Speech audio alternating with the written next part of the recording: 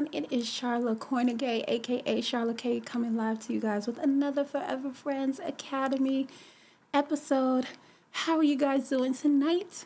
I hope you are having a wonderful night as per usual. And of course, I love Thursdays because guess what? That means we are almost to the end of the week, guys. And this weekend is special for a lot of folks if you do celebrate, you know, the holiday. And, so hopefully you guys are having a good time and have maybe some plans this weekend for celebrating Good Friday and, Christ's resurrection, things like that. So, but I'm glad to be on with you guys. Hopefully I can get you in here with me tonight. As per usual, let me introduce myself. Hello, CM Columbus Enterprise. Thank you for joining me. I just came on, so just introducing myself to any newcomers, which I believe that you're one. If you're not, I apologize. But thank you for coming on with me.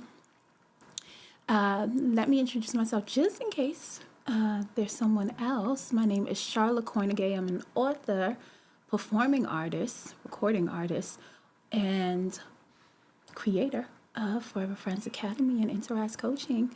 And this is my podcast, Forever Friends, where we talk about all relationship topics. And my aim is honestly just to create a space where we can talk about certain relationship topics and issues. And I have only really one goal, which is to help people love to their fullest capacity and to help people build relationships that last a lifetime. So welcome if you are new. Please come again, and I hope that you will hear something tonight that you like and will, afford you to come back again. Hello, no wonder, how are you? Nice to see you too. Thank you. He says, hello, beautiful. Nice to see you. I'm proud of you. I've seen your vids, and I like how you've created another pocket for yourself to live forever.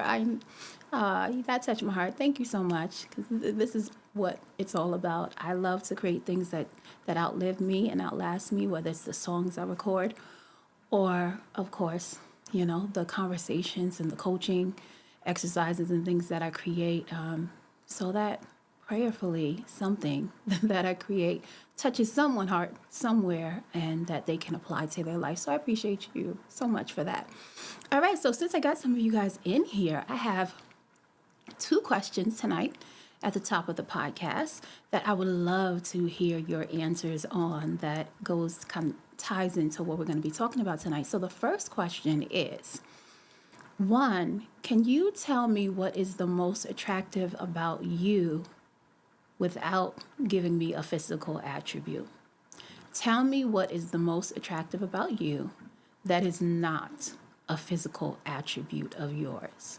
So I'll say it again.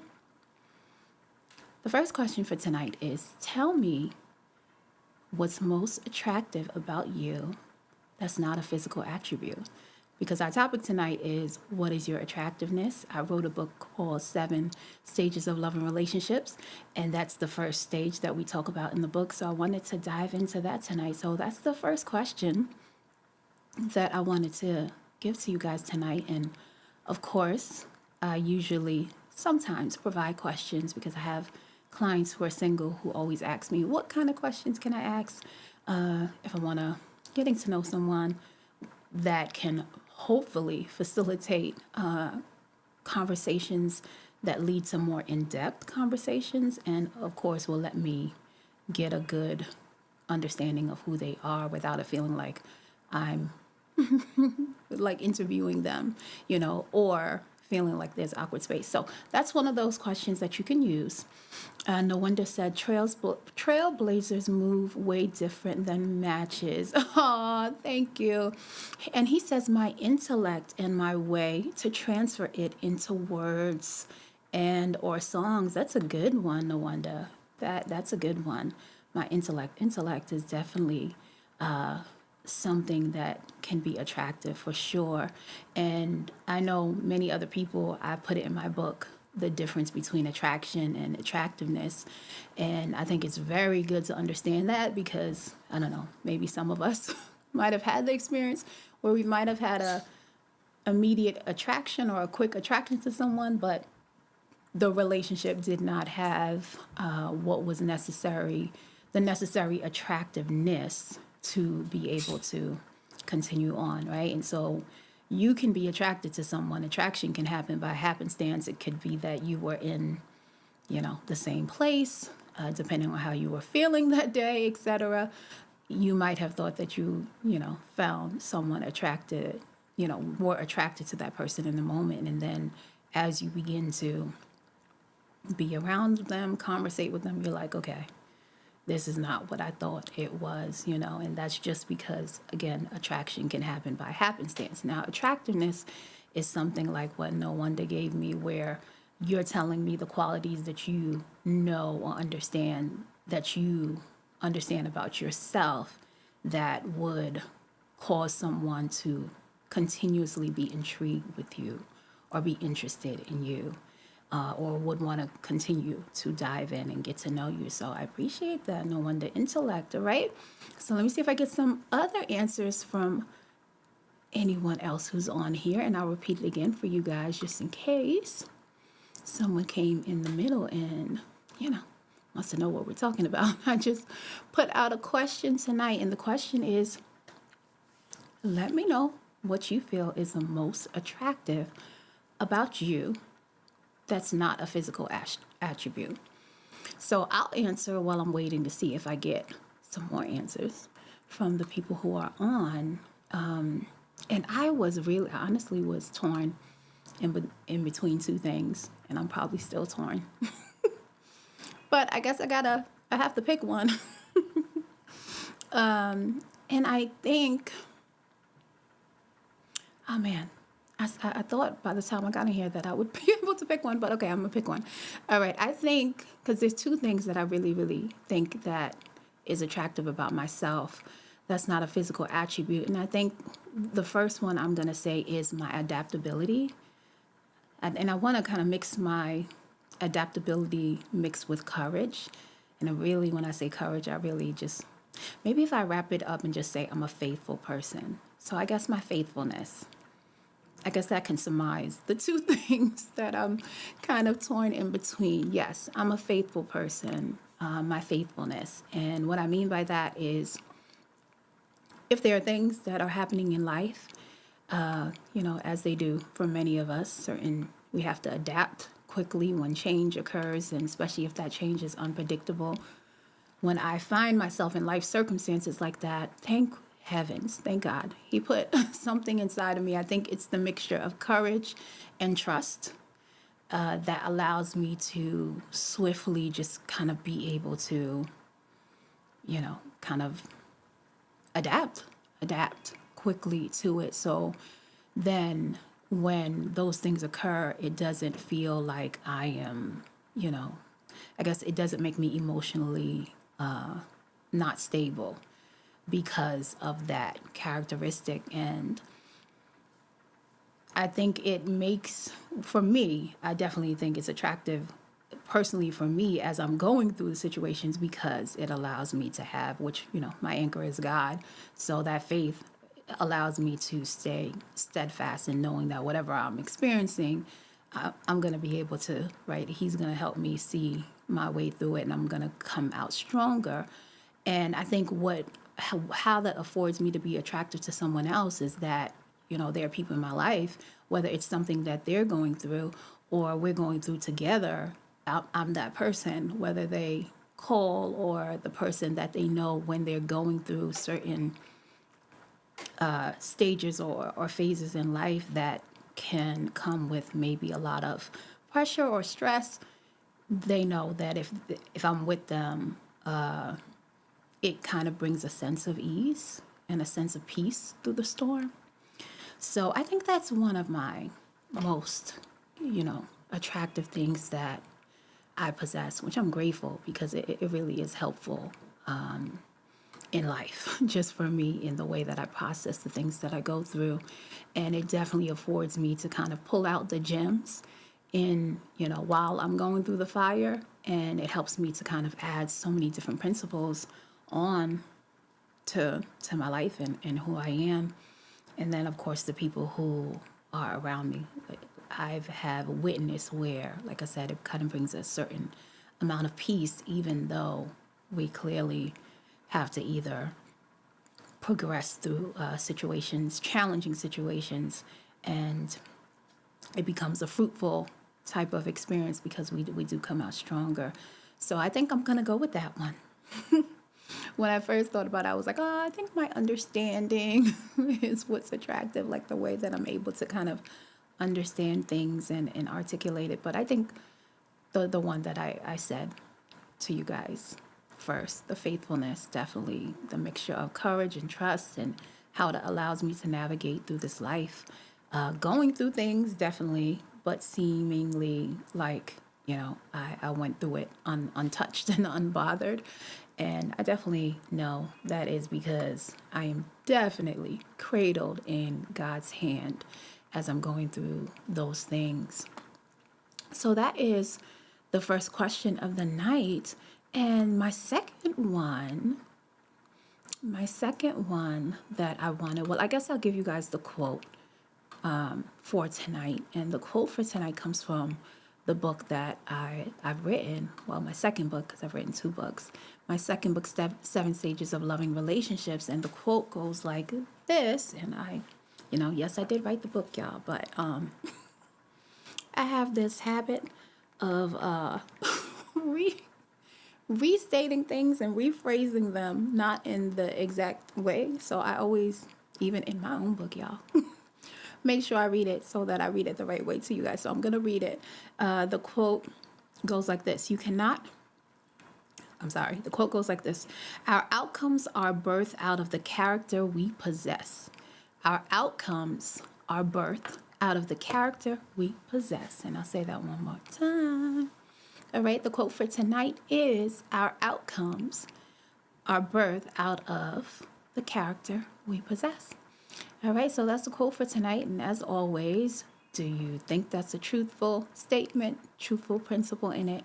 Is it something that, I can take on that mindset. I can put it at the center of my relationship. And I think that it would definitely afford me to have a healthy relationship with my spouse, or healthy friendships, or healthy,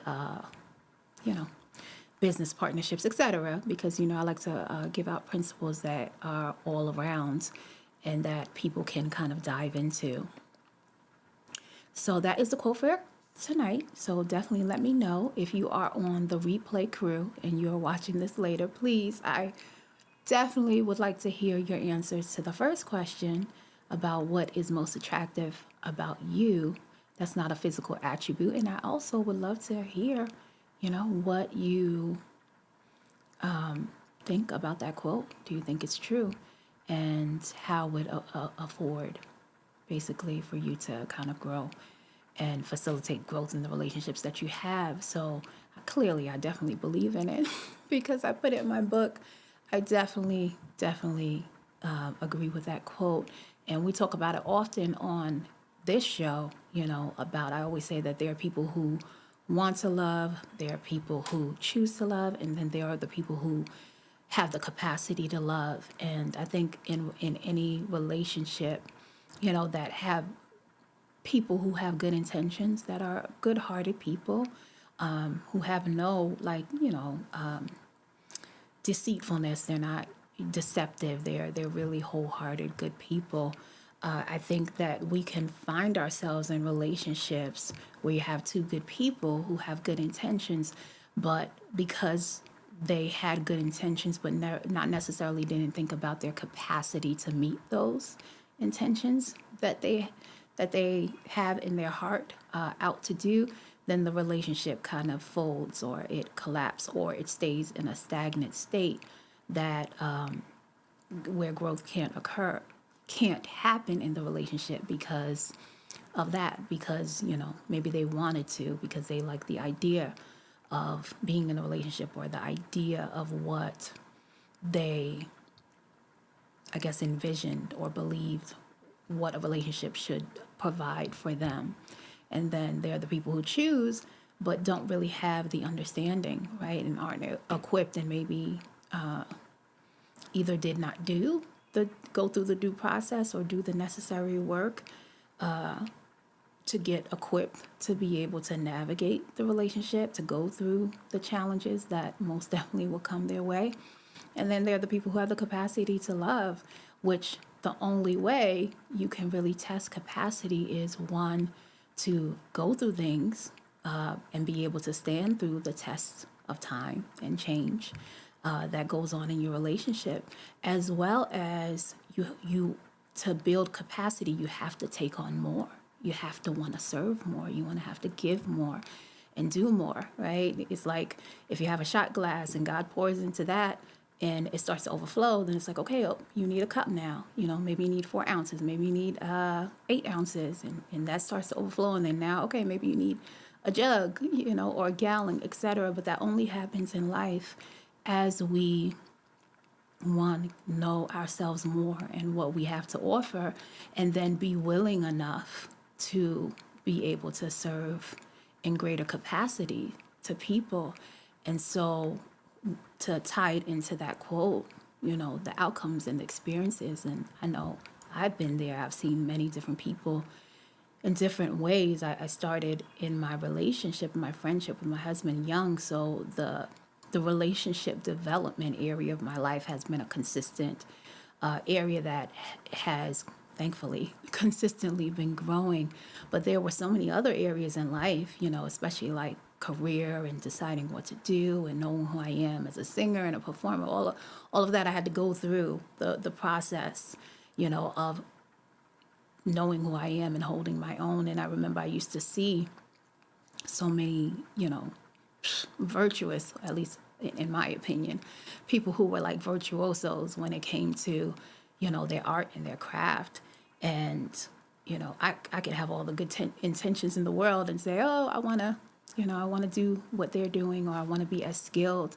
And the great thing about being in the arts is that it's a thing that it will show you what you're made of very quickly, because there's no really way to kind of fake it, and if you fake it, then it's going to be like a Milli Vanilli moment, I don't know, people might be watching this, probably won't even know who Milli Vanilli is, but there are, basically they were singers that were fraudulent. Basically, they were singing songs and they were lip syncing all the lyrics and all the performances, and then it came out and it became a whole, controversy. What I'm saying is that you can't really mask it, and it takes practice, and it takes discipline, and the same things that it takes within a relationship. And so I think in that same way, whatever it is, and we might look at other people's experiences and their outcomes and what they've been able to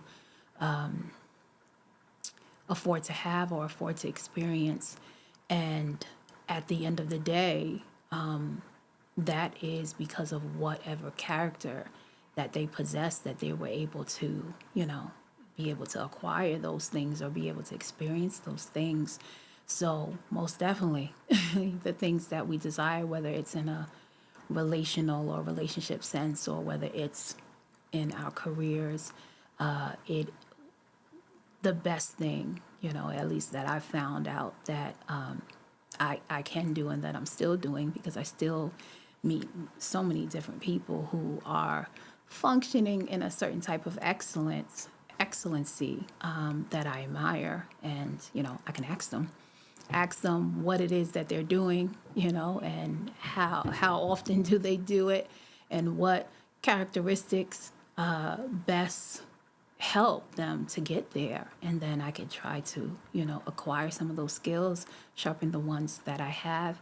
And so I think when it comes to life and when it comes to our relationships, that's what I guess that's the process of how we kind of develop the capacity to be able to have healthy relationships and be able to do the things, and where our capacity can match the good intentions that we set out and that we have, because just having the good intentions alone will not warrant, or put us in the right positioning to actually be able to experience those things.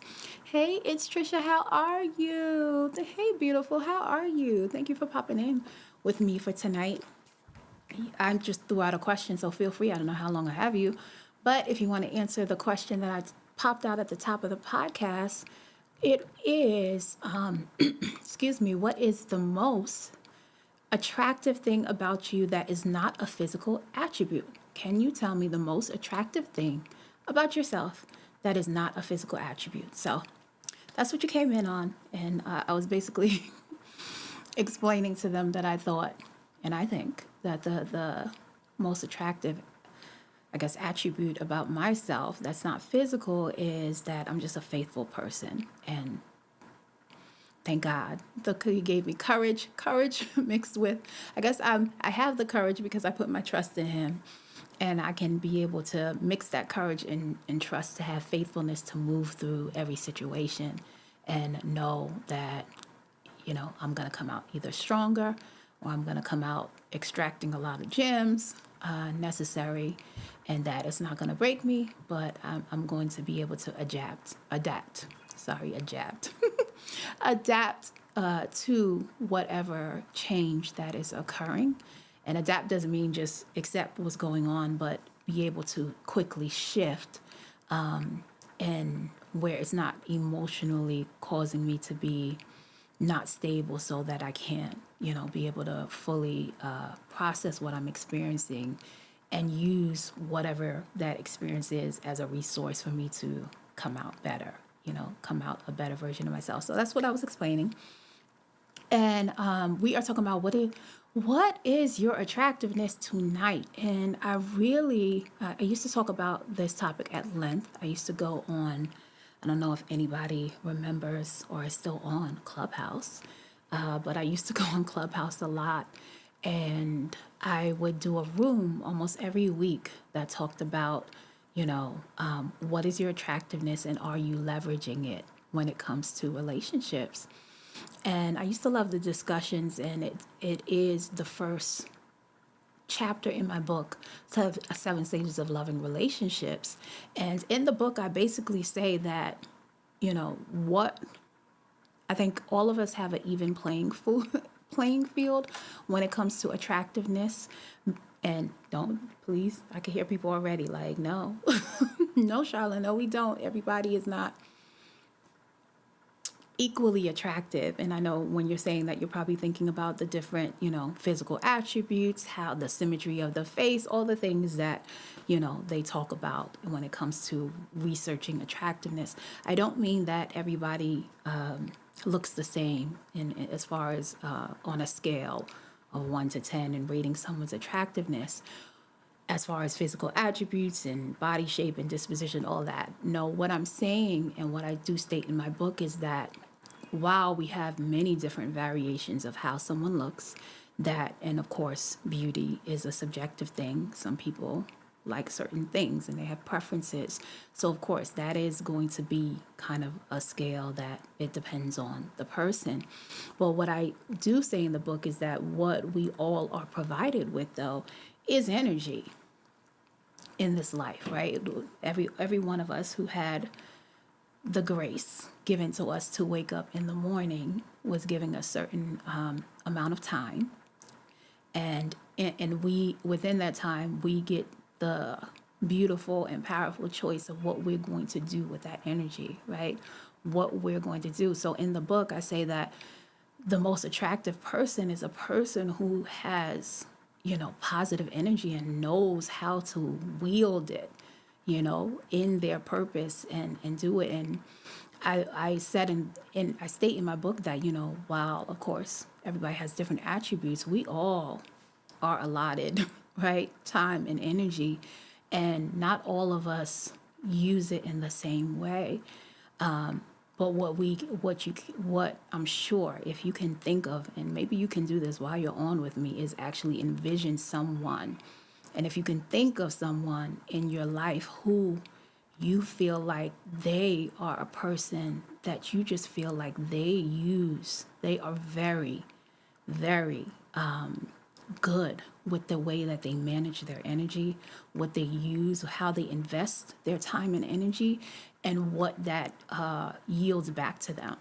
So in the book, I say that's something that all of us can do. And it doesn't matter. I think when you meet someone like that, right, the preferences that we have, I'm not saying that you're going to date that person, but when you're around a person who you are seeing them function in a very high capacity, in them knowing exactly who they are, where they're going to direct their thoughts, their time, and their energy, and they're really good at knowing, right, how to expend that energy and put it in the right direction so that, right, it either that investment returns to them, or even if they direct it in the energy and they direct their energy towards something, and then they also are have a very skilled aptitude of knowing how to refuel or recharge themselves. It doesn't matter how that person looks. Most of the time, we are like magnetically attracted to someone who is that confident and that bold and that strategic with their time, and it might be someone who you come across where, and I'm sure we probably have all said this, like there are not enough hours in the day, to get done the things that we have to do in life. But when you meet someone who might not be saying that statement, and somehow, whether they have kids, whether they have, a marriage and maybe a business, and you're seeing them be able to like function at a high level and consistently function that way.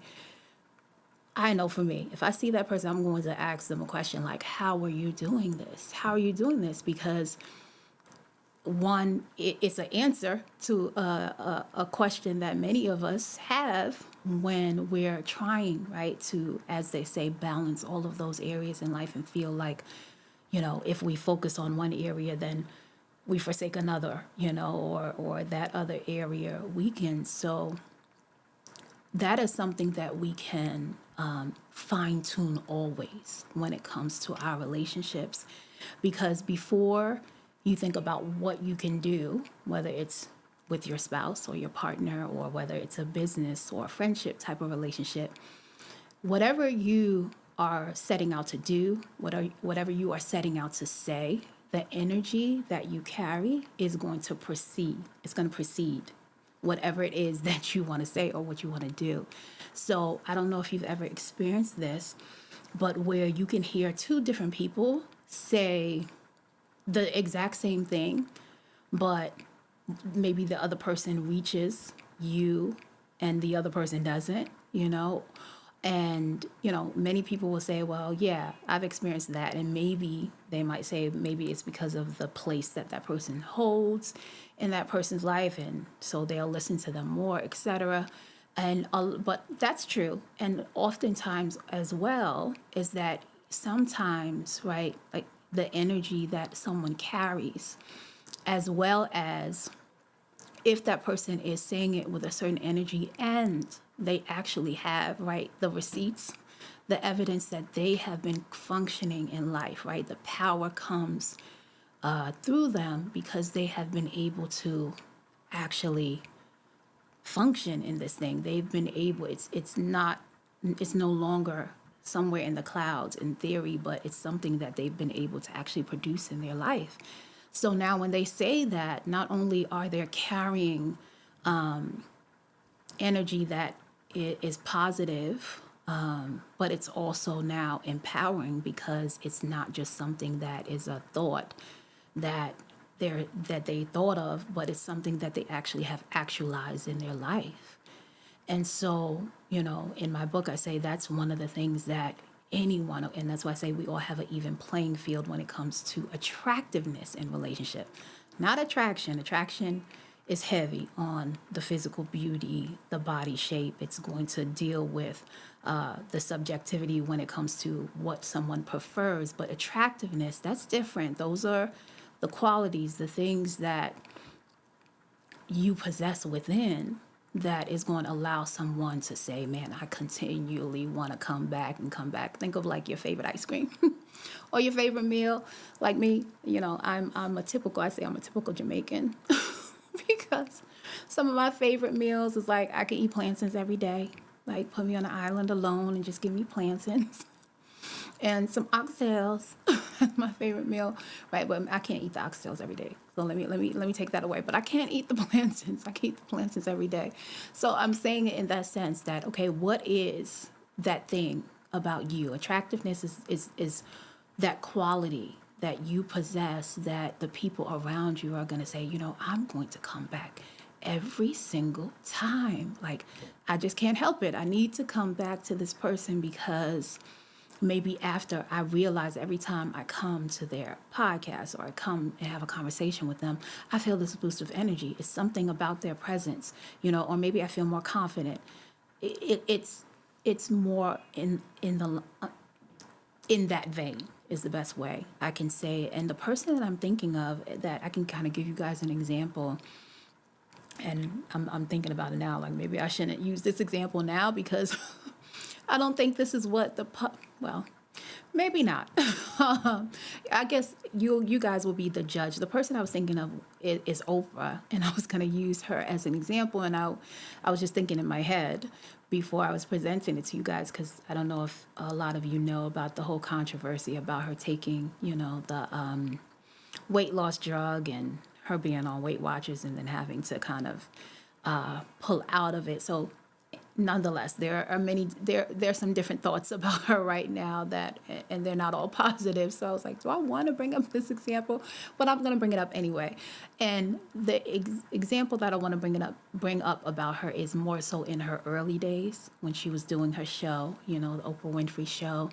And and of course we all, that's how we got to know her. That's how she kind of, got to be the Oprah and get to her fame.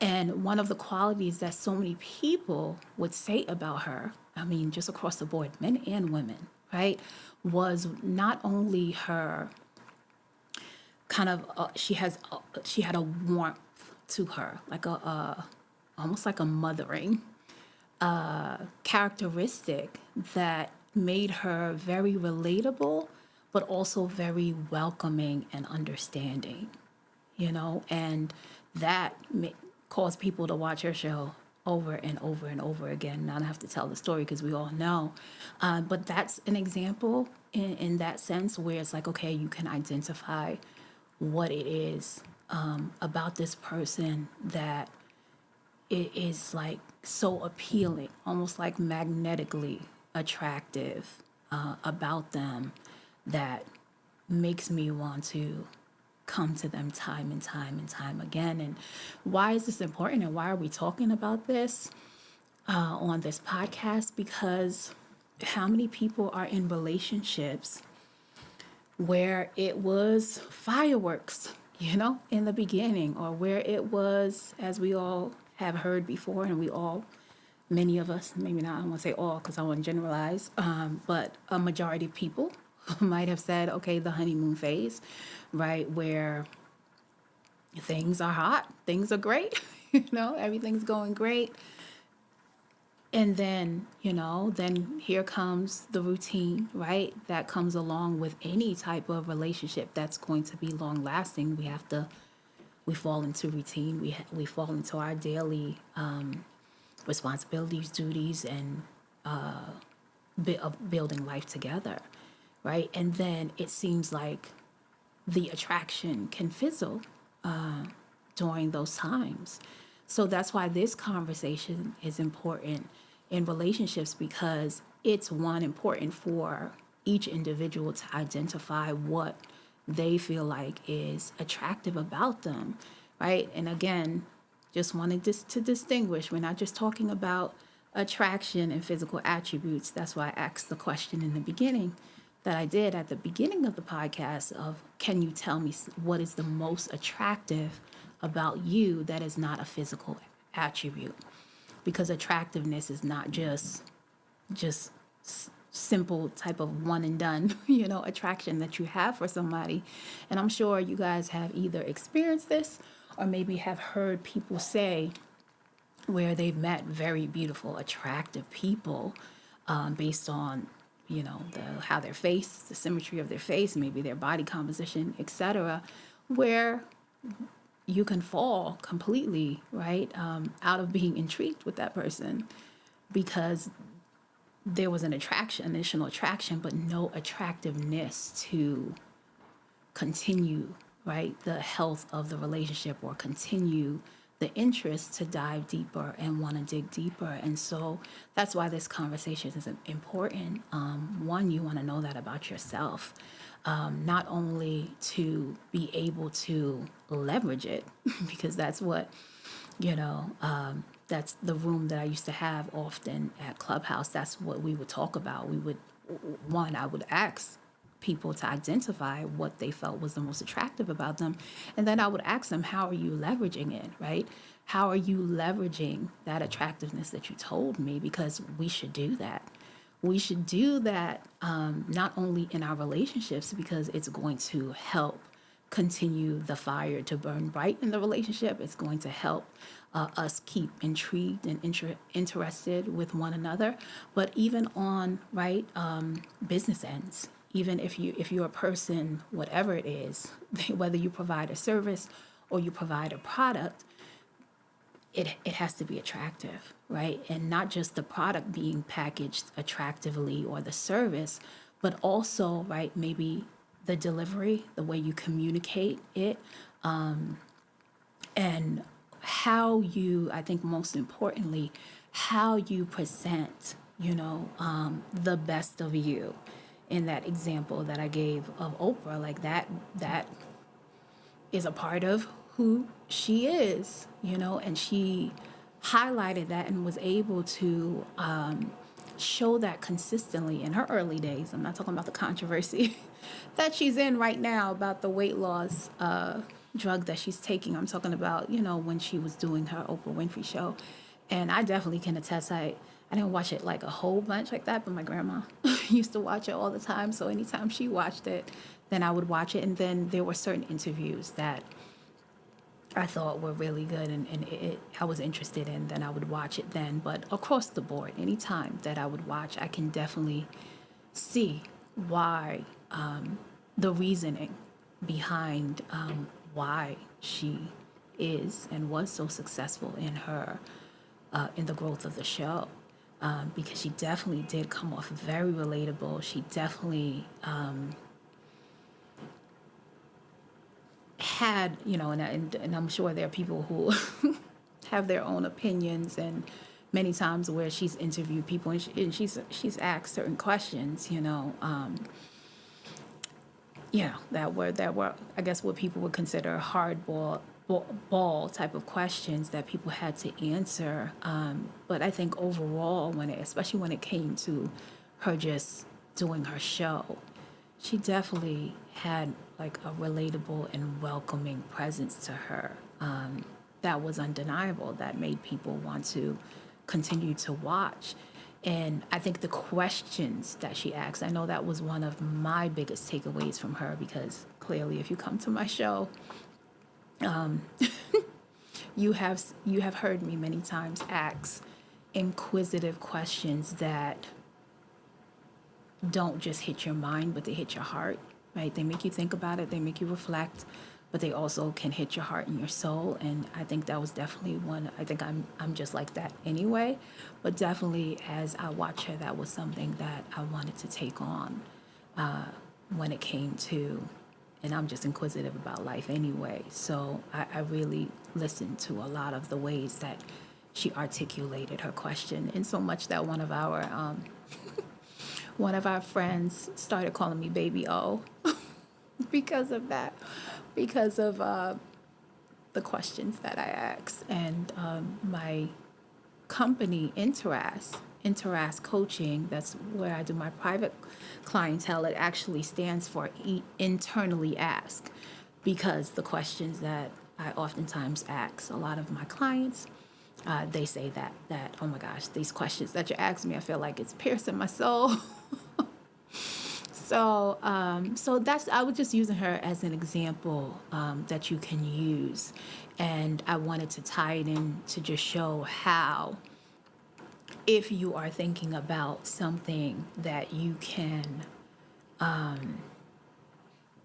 work on, or pay or be attentive to. I guess the best way you can work on your energy is to, as I like to say, lovingly and kindly pay attention to yourself. Attentiveness is the best fuel that you can kind of give yourself in that area, because we, like I said, we all are given energy. We all are given a certain amount of time in the day, and we all are given the authority and the power of how we and who we choose to use that time on. And there's these three categories that I'll present to you guys tonight that my husband puts people, as we talk, he used it as a metaphor that people can use to identify, one, who they are, two, the people around them in their life, to see, and have sound judgment on whether, I'm investing my time wisely, if I'm investing my time in the people who I should. And so I love it. So I'll present it to you guys tonight. He said there are takers, there are givers, and there are diners. So I'll say it again. The three categories are: there are takers, there are givers, and there are diners. So, of course, takers are the people in life that they just take. They take and they take and they take and they take. I remember I was doing one of my podcasts, and I had brought up saying that, when you feel like you've been hurt or wrongly, I guess wrongly taken advantage, being taken advantage of by someone in your relationship. If you were in a relationship with someone, I always say you should feel sorry for them, because they'll hurt you. And if you are a person who is full of abundance, if you are a person who is full of faith, especially if you put your trust in your life in God's hands, then you had the wherewithal to give and serve that person, especially if it was from an earnest and honest place and a truthful place and not out of your own selfish desires or wants.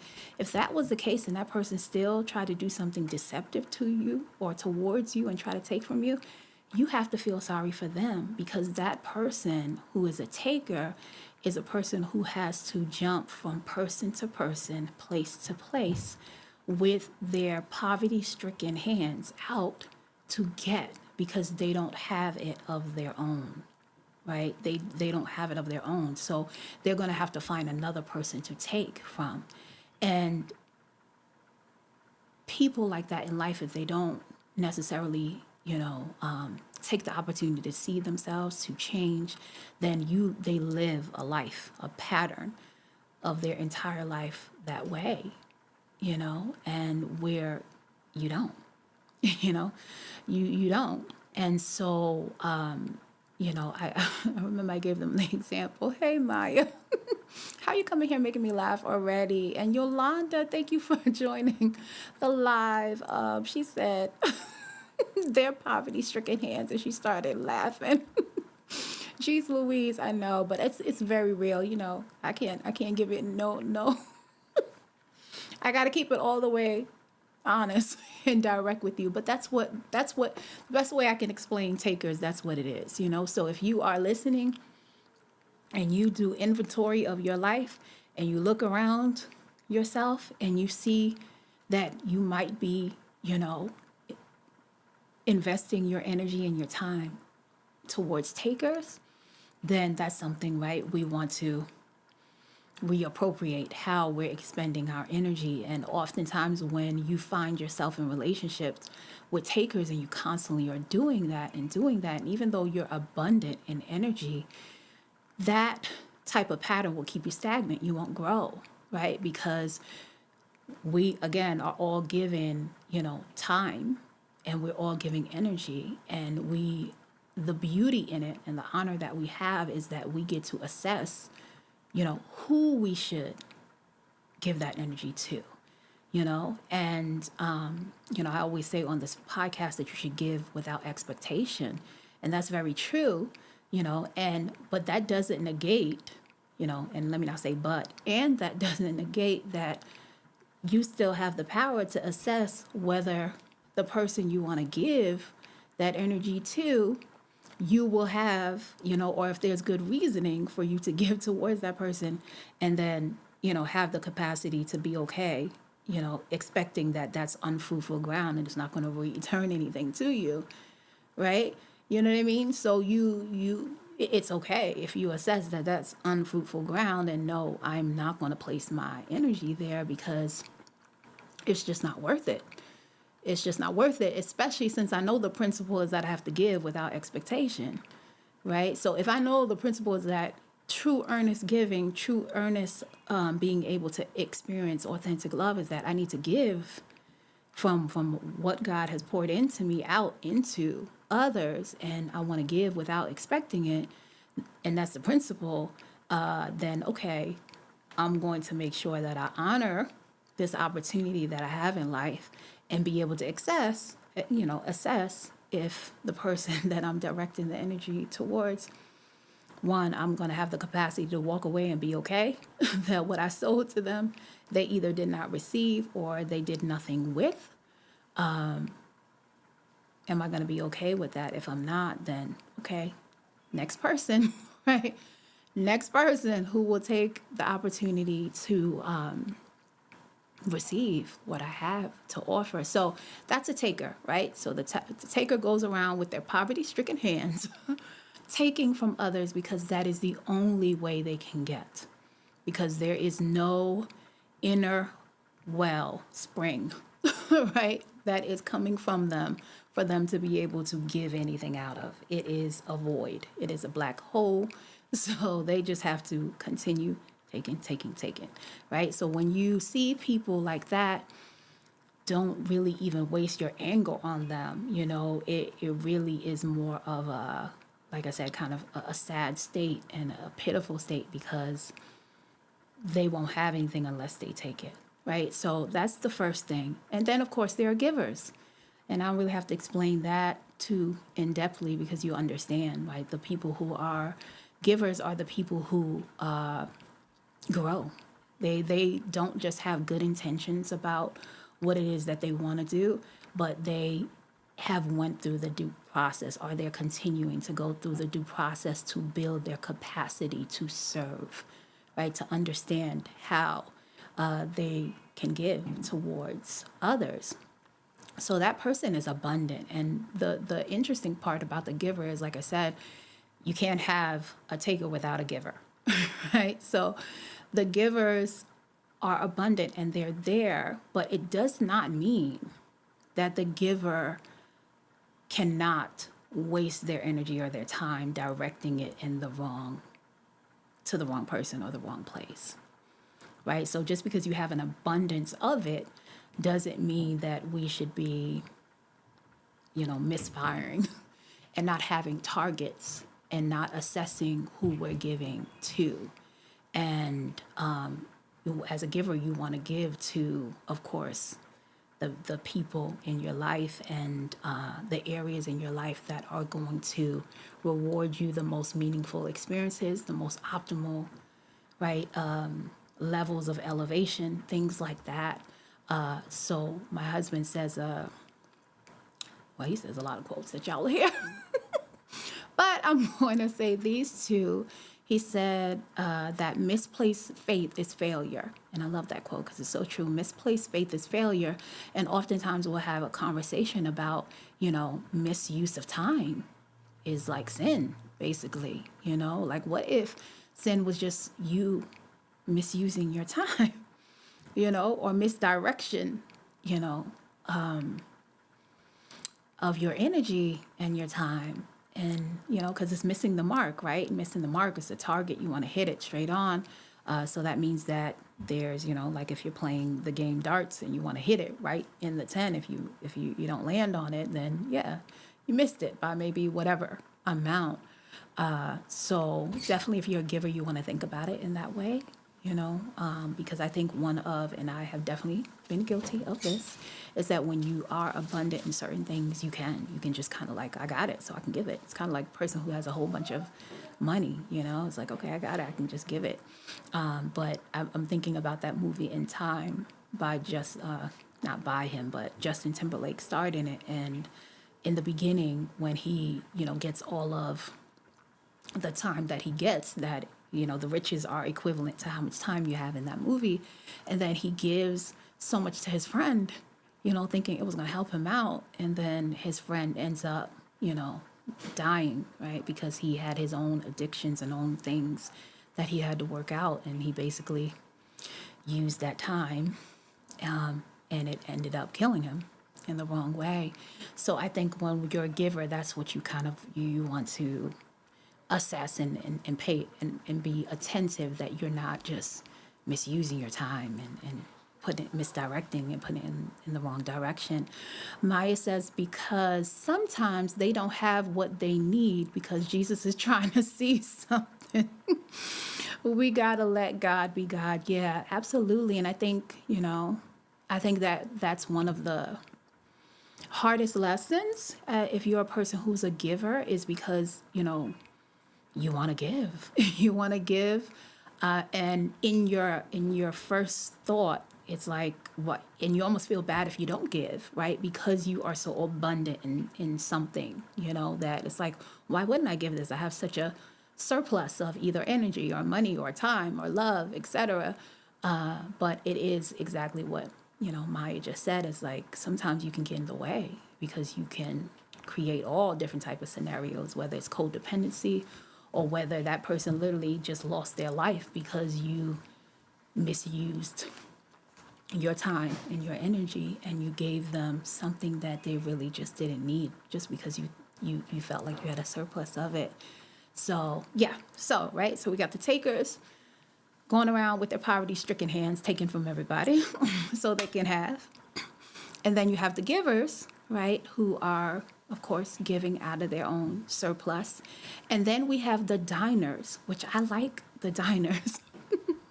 I just like the term, right? You have the diners, right? So the diners are people who are around you, right? They're, the best way I can explain them is like, and I'll do it this way because we just did a podcast on it where I presented a quote from Shannon Sharp that said, bring something to the table, other than just your appetite. And I think that's what the diners are, right? They're the people who aren't necessarily like takers. They just outright just taken from you, But the diners are almost like they're living off you and kind of communing with you. I guess the best way you can explain a diner is maybe they're living off of you, living off of your energy, taking from you, but they're not really doing much with it, right? They're not really fruitful at all. But maybe they'll commune with you, on like maybe a certain level, almost like, I guess, pretending. But the diners would be where like the givers are obviously givers, the takers are obviously takers. And I'm not saying that in a way, because I'm sure there's been people who have been in relationships before where they didn't necessarily think that this person was a taker and then it came out. But the diners are just kind of like, there is a mask almost like where it seems like they are, I guess the best way, and the example that's coming to me right now is, and I don't know if everybody has read the Bible who is listening right now, but in the Bible there are these people called the Pharisees, and they're everywhere when Christ comes, and they're so used to, I guess, their old way of religion and understanding God's word. And when Christ comes, he presents a whole, right? He's the fulfillment of the word. So he comes in anew and kind of really powerful, refreshing way. And so it seems like they are on the same page with him, but you can tell that there's resistance every step of the way as they talk. So diners, trying to assess diners in your life are people who are there. They're not obviously giving. They're not obviously taking. They're kind of just taking pieces, from your energy. They're like nibbling off of it, sometimes eating, but along the way, they are resisting. They're not necessarily receiving wholeheartedly. So therefore, they're not wholeheartedly receiving the energy that you're giving. So it's very hard for the seeds that you plant to, to actually take root and grow something. So that's kind of like what a diner is, and why would that be so bad, or why would that what kind of problem would that cause in the progression of a relationship is because it's going to cause a stagnant state, right? Because if you got two givers coming together, right, which is the kind of ideal state, they're giving to each other. They might not be giving in the same way, but they're giving to each other, right? So there's a certain reciprocity. Hopefully they're using wisdom in the way that they're giving to each other and not maybe going down a failure path of like what Maya presented, of trying to get in the way of maybe God teaching a lesson, or things like, or them learning some kind of truth along the way. And so hopefully they're wholeheartedly giving in that way. And then, okay, right, elevation, new levels, up and up, right, is where we're going to go. And of course, a taker is definitely, they're going to deplete you. You are going to feel it. You are going to feel it. And by the time you feel it, it's going to be like, whoa, But a diner is more stealth, because it's like, that kind of seems like they're with me. They're at the table. They at least came, they came to the table. Seems like we're communion, we're dining together. But the resistance that they have, and maybe it's not communicated so obviously outright to you, but you know that when you can kind of check the receipts, because when we're talking about attractiveness and being able to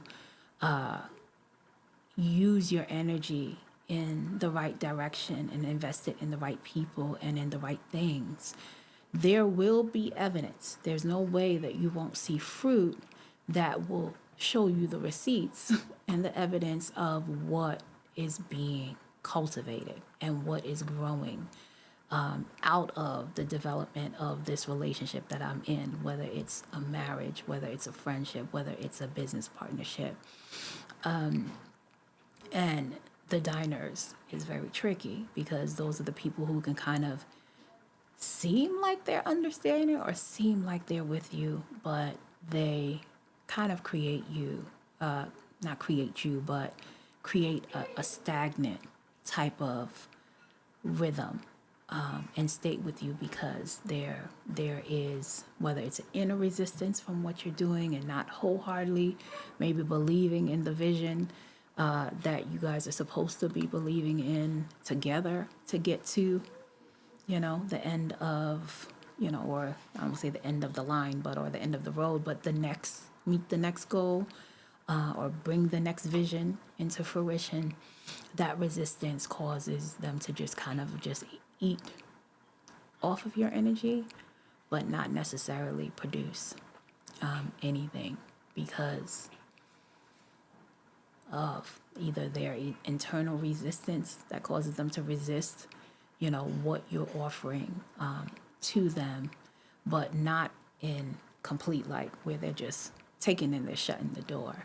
So those are the three type of categories you can kind of, if you're assessing your inner circle or the people who you're around, to kind of say, okay, this is something that I can do. This is a way that I can assess how I'm using my energy, and if I'm using my energy and giving it to the right people, and in the right way, because I don't care how, beautiful you are, how, what your status is in life. Energy is a thing that you can't mask that thing. You know what I mean? You can't mask that thing.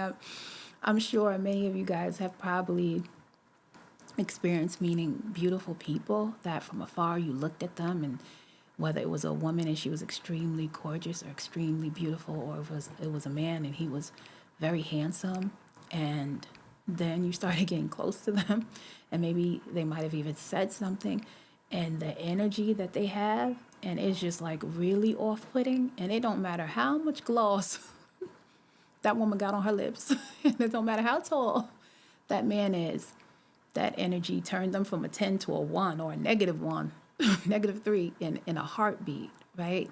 And that's because it's right, it's a principle, it's a law. So knowing that everything that you do here, all of the good intentions that you have, and the outcomes that you may want to experience, all of that, right, is going to be either manifested or dependent on the continual energy that you keep. And the energy that you keep is going to be based on where you spend it, where you invest it, who you invested in, what you invested in, and how you, right, either that it returns to you, what it yields you, or also, well, it's the same thing. I can't even say or, because it's the same thing. If you're investing your energy to refuel yourself and recharge yourself and do things that you know are going to, right, fill you up in a way positively, that you can go out, and do it over and over and over again, every day. And more importantly, especially if you're in a marriage or a long-term relationship, keeping the energy and the atmosphere in the relationship is really important, because Lord knows we're going to go out there into the world and deal with so many things, whether it's through our workday or different people that we meet, who feel like life is happening to them. So they go through a broad range of emotions, or maybe one emotion that is drawing, them down, dragging them down, or keeping them in a very low energetic state. At least when we come to each other, if we are attentive and if we are thinking about putting our energy in the right direction and to the right people and recharging ourselves, then we can have a relationship where the honeymoon stage doesn't feel like it has to ever end, And if it does, it's dying to a better version of the relationship. It's a more elevated state. I always tell people, whether it's my clients or people who are listening to the podcast, it's a lie. It's a straight lie from the devil and the pits of hell when people compare like marriages and say, oh, don't get married because, you're not going to have, as much sex as you did, or the sex is going to be, I don't know if you guys have ever heard of things like that. And of course, the honeymoon stage, it's going to fizzle out and things like that. And, really, just like anything else, if you were in a business and you got promoted and you were elevated, that's supposed to open up more opportunity for you. It's supposed to prayerfully increase your wealth, right? An elevation in position should increase in an elevation of income, right? So it's going to give you hopefully more authority, and maybe freedom to enact and do certain things. So what I'm saying that is, in that example, that's no difference from a relationship where two people who are saying, you know what, we're going to commit in every single way possible, right? Whether that's legally, emotionally, spiritually, mentally, become one. And when you consciously make a decision like that, and you are definitely, if you're in a faith-based relationship, that is supposed to render you more heightened experiences ever than you could have ever experienced. Now, it won't if we take on the mentality that is false, and I've written this in my book, 7 Stages of Love and Relationships, that things that become common, unfortunately, become the truth for a lot of people, even if it's not the truth, right? If people have common experiences and we do the research on it, right? And we notice that these are the things that are happening around a certain, year of marriage or a certain time. Now, I'm not denying the consistency of what they're seeing, but if we are not looking at the root of why these things are coming up, then yeah, it's going to become calming and it's going to become the truth. But principally, it's not really supposed to be like that. Principally, if you lock in and commit, right, and you decide to marry a person that you feel like God has, right, that let me not say feel, know that God has brought you in your life, and you proceed in that relationship with the utmost gratitude, the utmost honor, and pay loving attention to how you are investing in each other, as well as yourself, then there is nothing but opportunity for you guys to experience love, intimacy, and every good thing that comes along with that relationship on the most highest levels. If you don't believe that's true, then there is some disconnect from a true understanding of love, and there's some disconnect from the source, because there's no way. I can personally know if you go down the line, like I just gave the example of someone elevating in their position at work. But even for those of you who do have an intimate relationship with God and believe in Christ and things like that, you know that when you have that type of relationship, or when you felt like you've been, or know that you've been touched, there is nothing that can explain that, So that opportunity does not go away if the two people are saying that is going to be the glue that's going to be at the center of the relationship. Whenever that fizzles, or whether they feel or fall into maybe commonalities that are really being fueled by people who have disconnected from the truth, or from God, or from love, and not being able to see their partner through that lens, that's why the relationship is no longer presenting opportunities to experience heightened levels of emotion, of spiritual connection, of physical intimacy, and mental stimulation, etc. Because that's what it's supposed to afford you. That's what it's supposed to afford you. And if it's not, then we have to go and put some attention on certain areas that we might have, what's the best way I can say it?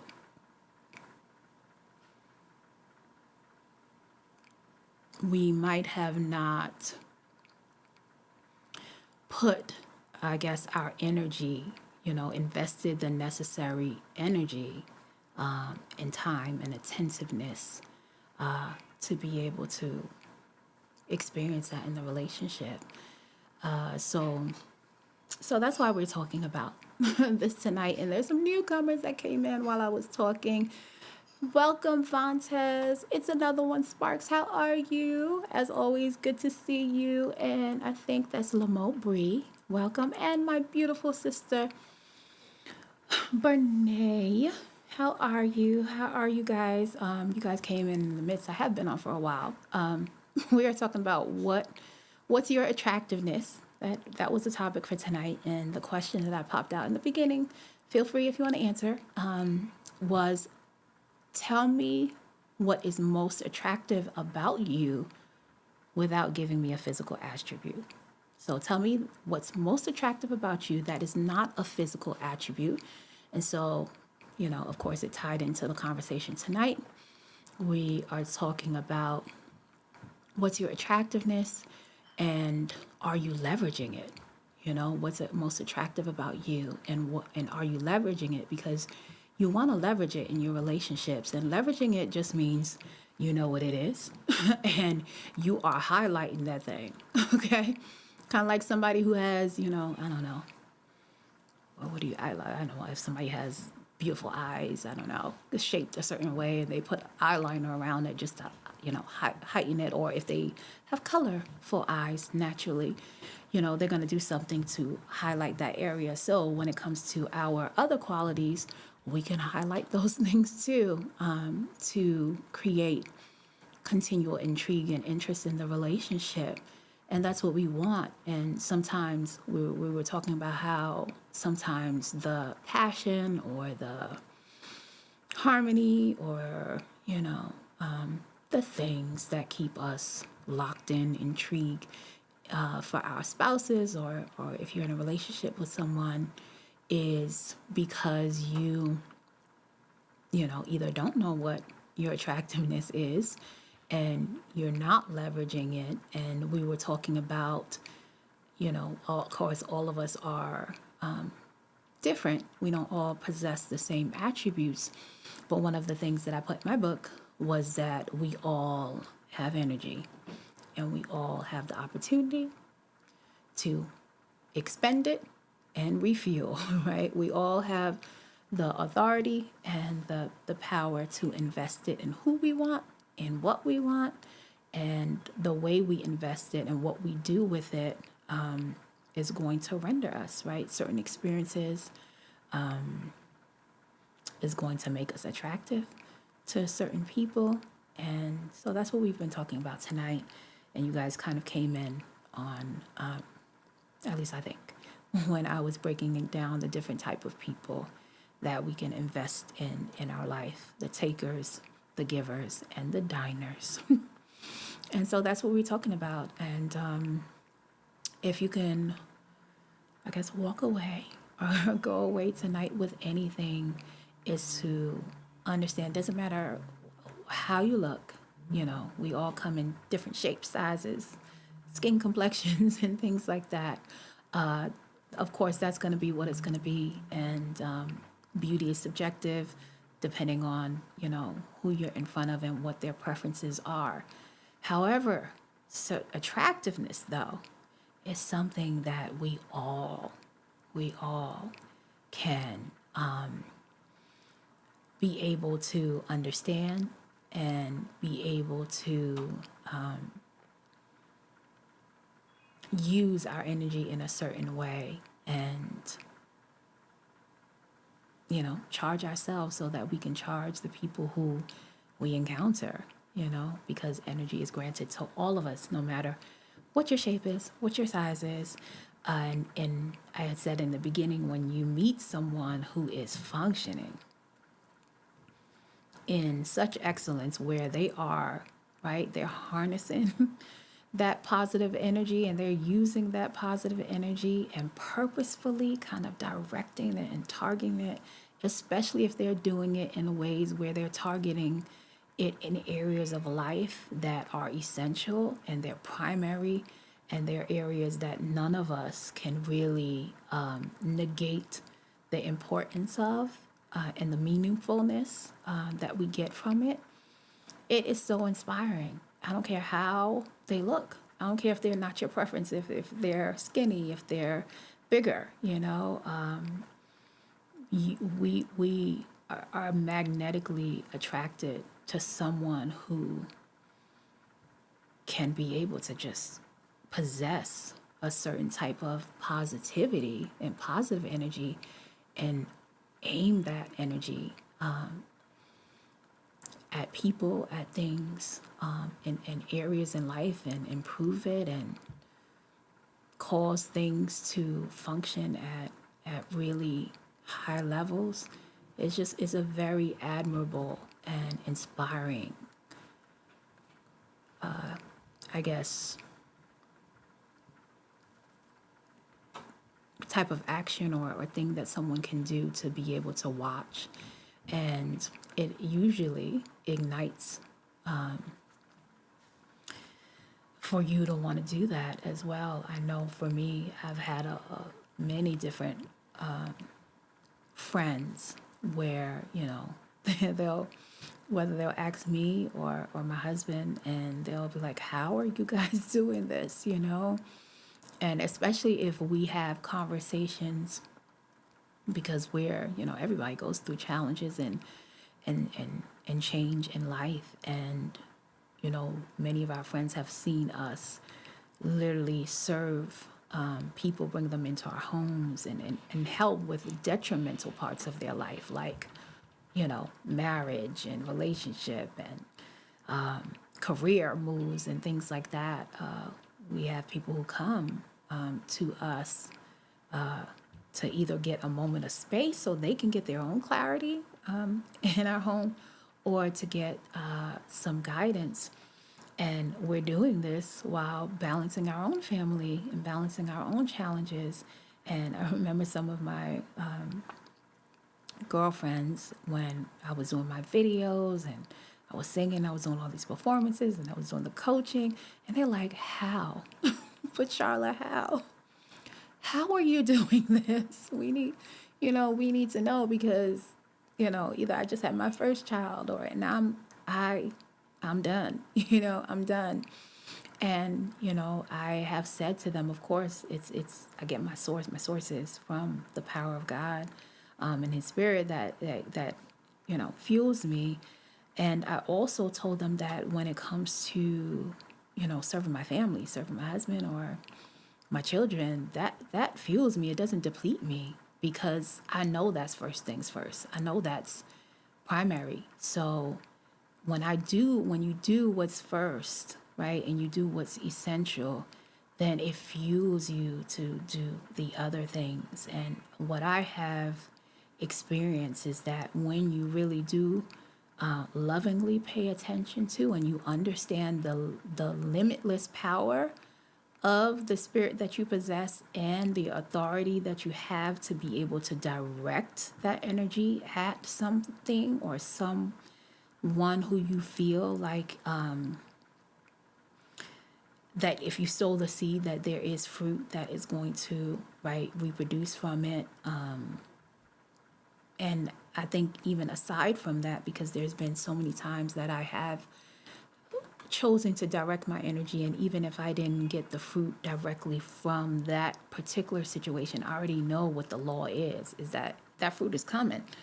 Right, the receipt is going to be printed out and checked, because I'm certain that where I invested, or how, or the nature and the spirit that I invested the energy in, that the way that the God that I serve works, is that he's going to bring it back to me in some way, even if it's in which has happened to me many times over and over again, where the reward is, Charlotte, your capacity has grown phenomenally, outstandingly, to where you can do what I just said that my friends asked me: be able to be a mother, be able to be a wife, be able to have your own business, be able to be there and help, other mothers, other wives, other couples go through some challenging times, and not feel like at the end of the day you just want to be like, even though there are some days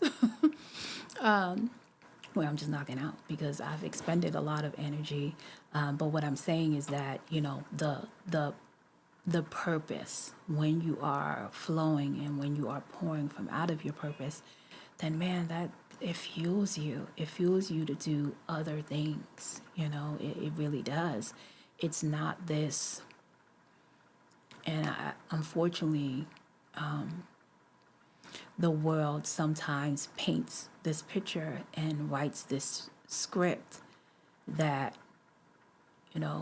once you maybe have your marriage and your family, then that's really all you have to focus on, that it's just it's just about that core unit, and you don't have any room for anything else. But what I have learned is that that's actually the opposite, is that if you do nurture those things that are first, which is your family and your, if you do have children, that God brings those relationships together, because collective growth is greater than individual growth. And you develop even more aptitude and more capacity to serve outside of yourself to a community and others. And so, the more you nurture the things that are, and pay attention loving attentiveness, give loving attentiveness to the things that matter, then you get fueled more to continue, to be able to help others along the way. So that's what we've been talking about tonight. So if you, and definitely any of you guys who are catching the replay, please answer that question. I would love to hear what your answer is. The question again is, tell me what is the most attractive about you that's not a physical attribute. Tell me what is the most attractive about you that's not a physical attribute. I really am curious to hear what your thoughts are on that. And if you walk away with nothing else outside of what, from this podcast and this episode, and hey, Jeff, how are you in Esquire Music? Hey, guys, thank you for popping in. I would love for you to take away these two things.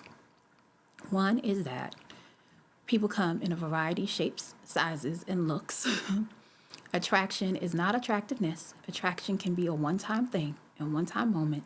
It can happen by happenstance, and you can have an attraction towards someone, and then that attraction fizzle out real quick because they do not, or the relationship does not have attractiveness.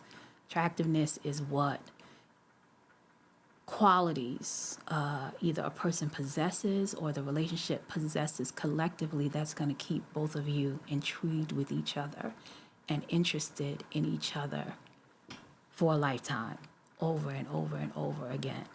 So know the difference between those two. And then secondly is that even if, you're pondering on that question and you're reflecting, you're trying to think what is, the quality that you have, understand that all of us can use our energy. We all are giving energy, and that there is, honestly, it doesn't matter what shape or size you come in, but if you meet a person who is harnessing positive energy and they know how to use that, leverage it, highlight it, give it to, whether it's the audience or the person that they're with, and, they know how to appropriate it and manage it to hit their target or fulfill their purpose, it's like a magnet. It's a magnet, and it does not matter how they look.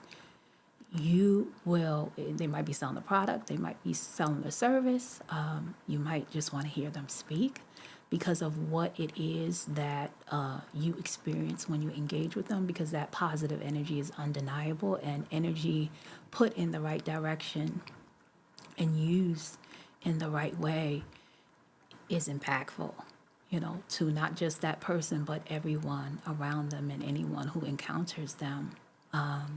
It's going to charge you automatically because it's going to give you an opportunity to do that within your own life, even if you aren't currently doing it now. And you're at least going to have the opportunity to kind of connect with it. It's kind of like when you touch somebody and they electrically kind of charge you.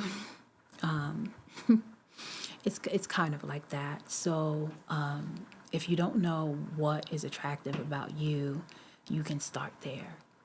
You can start there and say, you know what? All of us are giving time in this life, and all of us are giving energy. And we can either misuse that energy by putting it into the wrong people and putting it into the wrong areas, and then not feel like charged and not feel, be maybe low in energy, and kind of just go through life unconsciously. Or we can understand that we can use that energy, harness the positive energy, and be able to target it and invest it into areas and people who are fruitful in our life, and that will afford us to have really optimal experiences, So if there's any two takeaways, I would love for you to start at those two places and assess who the people are around you. Are they takers? Are they givers? Or are they diners? Are they just dining off your energy? But still resisting you every step of the way. So, because when you start assessing that, you'll see, you'll be able to identify, like, okay, maybe I'm realizing I'm a positive person, I'm a person with good intentions, but I am misusing my energy. I'm giving it to this takeover here, this person over here in my life. I'm realizing they're a diner. They're kind of somewhat taking what I'm saying, but resisting at the same time. And this might be why I'm kind of going in circles in certain areas of my life, or feeling like I'm stagnant. And it's like, okay, let me assess, and let me appropriate and use my energy in the best way possible, since it is but by, right, the grace of God that I'm able to live another day. And so I can use the energy that He's giving me, that God has given me, to invest it in the right way so that I can grow, build, expand, if you're in a relationship together, so that you don't fall into some of the pitfalls that maybe other relationships that are either stagnant or failing do. So that's what the conversation has been today. Hey, CW, how are you? So I'm like at the end of it now. I've been on for a while, but we had a great conversation. Always good to see you. I'll at least pop out the question for you because, hey, you can think about it, and maybe you have someone that you can converse with it about. The question that I posed today was, tell me what is the most attractive thing about you without telling me a physical attribute of yours. So can you tell me what is the most attractive about you that's not a physical attribute? So again, of course, if you guys are single in here, you can most definitely use that question on someone who you are trying to get to know. If you're married in a relationship, of course, you can have that conversation as well. It will only, I think, have you think. It'll have you think and reflect on yourself and see what it is that a relationship can possess that will keep the two people intrigued and interested in each other. Because attraction, that's only going to happen for a little while, but the attractiveness, that has to be a continual state in a relationship. So that's exactly what we're talking about. Hey, Truth and Rhyme, how are you guys doing? So it is the end of the podcast for tonight. So I have started doing something new because usually I do a Q&A here. That way you can ask me any questions that you have. So I'm going to do that and give you guys time, a minute or so, if you have any questions that you want to type. Doesn't have to be with what we were talking about tonight. It can be anything. But I also, because I was asked, will be coming on again for anyone who wants to join the conversation with me, because when I do it here, I'm broadcasting on more than one platform. So the program that I do use doesn't allow you guys to join. So I do miss that. So I will be getting off, but I will be coming back on. And so if you have any questions, that's where you can ask me that. And hey, Frank, oh my goodness, I wish you were here from the beginning. I would have loved your thoughts. But for just to leave you guys with the question that I asked that you can think about, if you want to answer it another time or so, or have a question with your loved ones. The question that I asked was, tell me what is the most attractive about you that's not a physical attribute. Tell me what you feel like is the most attractive about you that's not a physical attribute. So that's what we were talking about tonight. Attractiveness in relationships, and what is the most thing that, is attractive. So all of you guys who came on, there were so many people. I don't think I can name all of you guys, but I so appreciate you guys. I'm going to try. Frank, Truth and Rhyme, CW, Esquire Muse, Jeff the Ray, Brene, Lamo Bree, it's another one. Sparks, all of you guys. Vaughn says there was so many that dropped in. Diamond, Maya, I couldn't even say hi to all of you guys, but I so appreciate you guys taking time out to talk with me. I appreciate you. So again, like I said, I'm gonna get off now, but I will be coming back on shortly for those of you who want to join, because I know, like I said, some people wanted to join the live, but because of the program that I'm using, not able to hear. But I will come on with my phone, and if you want to join and ask your questions that way, feel free. All right, so I'll be on for a little bit. So look out for that. If you're on the other platforms like Twitch and Facebook and YouTube, you can just come to my IG, Sharla K Music, and ask whatever question that you have. All right. But you guys have a good night. And for those of you guys who will be back on with me, I'll see you soon.